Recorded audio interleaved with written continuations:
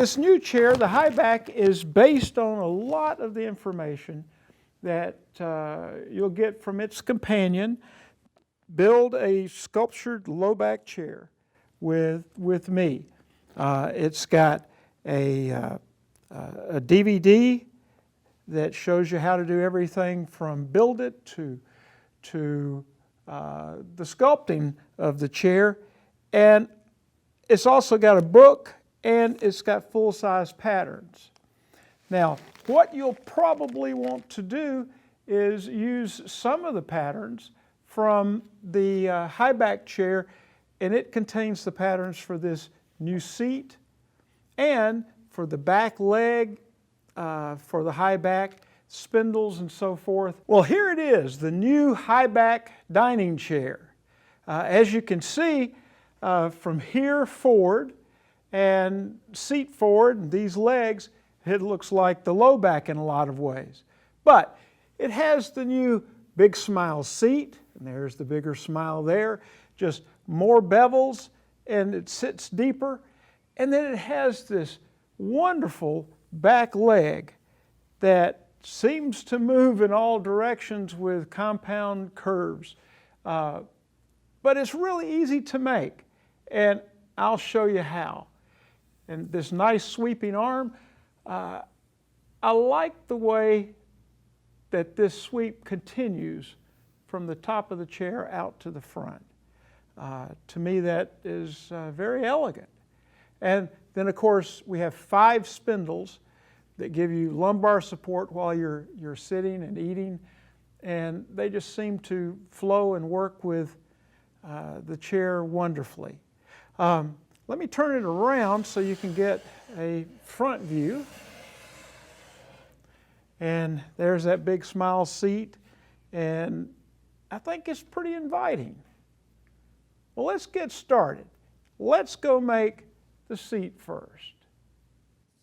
This is what I call a side profile pattern. It's made of 1/8 inch thick bending ply, or actually pattern ply.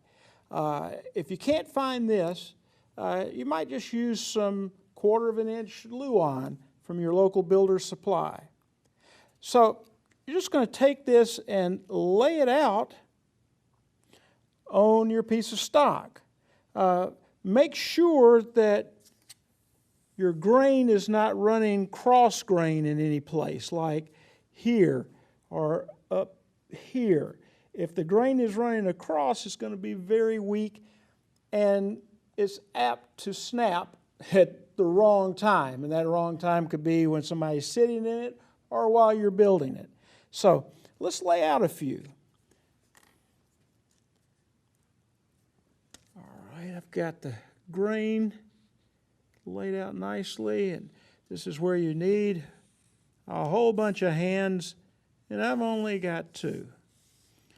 But if I kind of use part of my hand to hold it down. Another method is to go to the bandsaw after you lay out your pattern on there and cut just to the outside or on the black line, leaving part of the black line or the line you've made when you trace the leg. Well, if you leave a little bit, then you can take a pattern. If you make a pattern that is a 1/2 inch thick or 3/8 inch thick plywood, and you smooth it all out and everything, you can use double-sided tape and stick it to the leg, and you'll have that little bit kind of all the way around that needs to be trimmed. And then you can take it to a router table, and using a spiral down-cut router bit, all carbide, then you can trim that leg and have it just perfect so that this will be flat and that will be flat, and the leg will be just like, one leg will be just like the other. All right, this is a pattern for the left leg, and it's very notable that it sweeps toward the front. You don't want to mess up and have a leg sweeping toward the rear. So when you lay this out, this is the left leg, and I want to make sure that the left leg sweeps toward the front. This chair has a crest rail, not a headrest and not a backrest. This is going to be really easy to do. First, I want you to take a look at one that I'd already made for the prototype.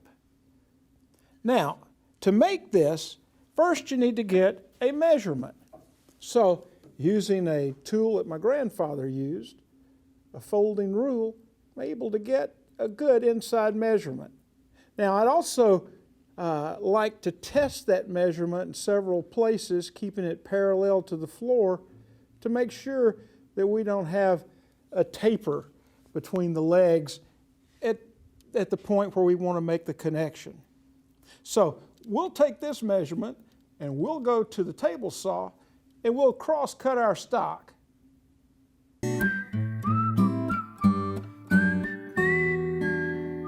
Now we're going to craft the beautiful low back dining chair arm. And to start doing that, we have clamped a piece of stock to the top of the leg. And that allows us to swing the stock around and be able to identify by scribing a line the angle which that arm blank will sit against the back leg stem. I've used my sliding bevel to identify that angle. And now I can take the angle over to the table saw.